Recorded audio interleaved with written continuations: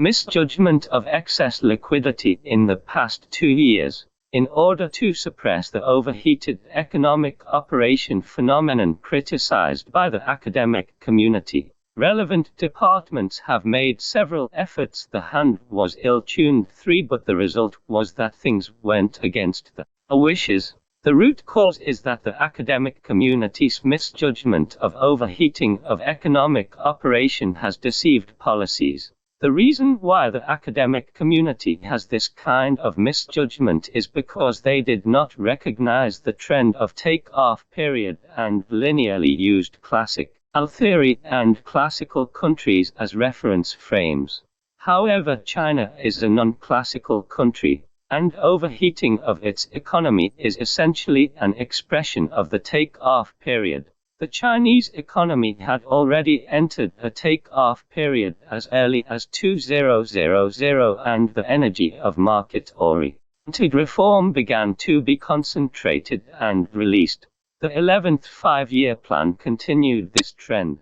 Against the backdrop of the takeoff period, the rapid development of heavy chemical industry, the rapid expansion of fixed investment and credit, the rise of high-energy consuming basic industries such as steel and building materials, and the double-digit growth of GDP, all of which appear to be economic overheating phenomena, are actually normal characteristics. Therefore, the main focus of regulation is locked in overheating, which is actually a misunderstanding of objective reality. However, several officials and scholars ignore the fact of the take-off period and instead blame the overheating of the economy, putting it on the head of excess liquidity.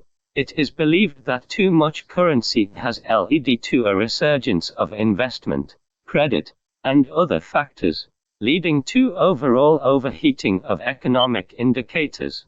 In addition, some other scholars often take several financial crises in history as a warning, comparing today's economic crisis in China with yesterday's other countries, and drawing the conclusion that excess liquidity is likely to ignite China's economic crisis.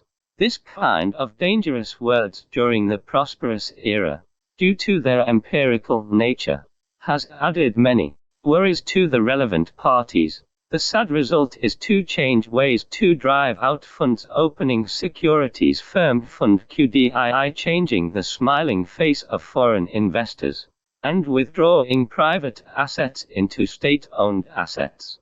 How to resolve excess liquidity has become a major concern for functional departments.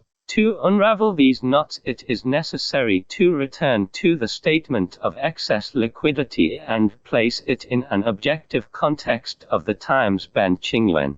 It is not difficult to find that the misjudgment of excess liquidity is due to the fact that thinking is still stuck in industrial civilization. The traditional industrial economy pursues a high degree of matching between the quantity of money and the total amount of the real economy. As long as the two do not match in terms of quantity, whether it is excess liquidity or liquidity contraction, it is considered a sign of economic imbalance, and various levers must be used to balance and regulate. Otherwise, the consequences may be astonishing. The Great Depression of the 1930s in the United States was characterized by mobility. Sexual excess is a catastrophic event directed by first-hand directors in the industrial era. The essence of the theory condensed from this idea cultivated by industrial civilization is the theory of monetary quantity, monetarism, and other classical Western schools. They believe that the reason behind the overheating in the fundamentals is the excess liquidity, so they should take a big stick to suppress it. From the perspective of the financial economy, excess liquidity is actually a false proposition, which is precisely the result of the financial explosion economic foundation. The logic is as follows: when the excess liquidity phenomenon such as financial surplus and monetary surplus accumulates to a certain extent, the virtual economy starts to away from the real economy and support half of the country by itself, with the capital market as the main battlefield relying on the multiplier effect of capital. The virtual economy will be expanded at the rate of geometric series, indicating the advent of the era of full capitalization. The value created by the global virtual economy had already reached 100 times that of the real economy in 2005. Afterwards, financial activities achieved a thrilling leap from quantitative to qualitative changes. Taking the United States and Britain as examples, their total market value on the New York Stock Exchange, Nasdaq, and London Stock Exchange ranked among the top 3 in the world. Correspondingly to excess liquidity, the virtual economies of countries such as the United States and the United Kingdom are also very large, allowing them to monopolize the financial economy and dominate the global capital market. In a certain sense, excess liquidity has helped the financial hegemony of the United States and Britain today from the perspective of economic foundation bit. At this point of analysis, it is not difficult to find that the over and over of liquidity are actually indicators based on 2 different interpretations from different perspectives. If we approach excess liquidity in the real economy with an industrial civilization mindset, the result can only be to make ourselves very passive. If we use the standard of qualitative change in the situation to view excess liquidity, we can calmly view it, welcome it, and take advantage of the situation. Margaret Thatcher, the Iron Lady of England, keenly seized this historical opportunity and decisively took advantage of the financial boom just as the new trend was emerging. Blow up the City of London. Seize the opportunity to seize the financial bridgehead. Therefore, a keen grasp of the financial explosion can be said to be a necessary driving force for a country to achieve its own version upgrade.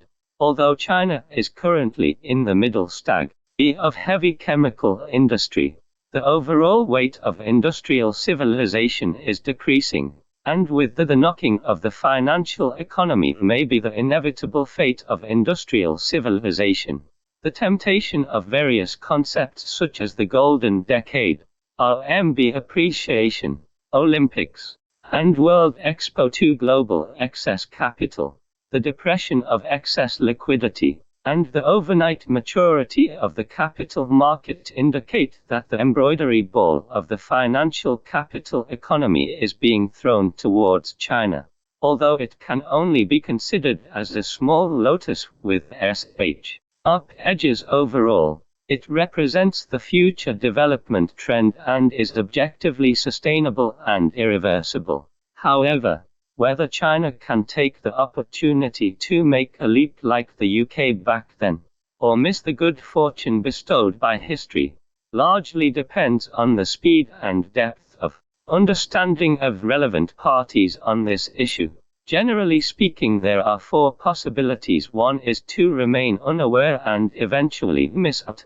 One type is the proactive type, leading the trend with foresight. One type is the hindsight type, where the understanding of the new situation is delayed for several years, just like the understanding of the takeoff period is delayed for a whole 5 years. Another type is in the opposite direction. The balance between the left and right of the potential is balanced, moving forward with half push and half ease. From the consistent style of management behavior, the probability of the last possibility is higher. The foresight of this path, perhaps it may be worse, but there will be more adaptive measures. As the essence of politics is to find balance, policies will seek a balance of forces in the process of constantly colliding and interacting with the market and the situation. By identifying and solving problems, they will correct deviations, reflecting a phased characteristic of being dragged by problems and watching each step. This is good for innovation-oriented enterprises with the sense of advance, which means that a new innovation stage will be opened. The reason is that if the policy is very forward-looking, it is easy to set various frameworks ahead of the enterprise, which will cause a certain degree of frustration to the innovative spirit of the enterprise, and the policy itself has not yet moved from economic operation, coming out of the confusion and misjudgment of hot and excess liquidity. Even if it comes out, it will be dragged by problems and seen while walking. Therefore, enterprises will relatively gain more innovation on space, seize opportunities, and lead policies and lock in development direction through the success of their own innovation models, without worrying about being targeted.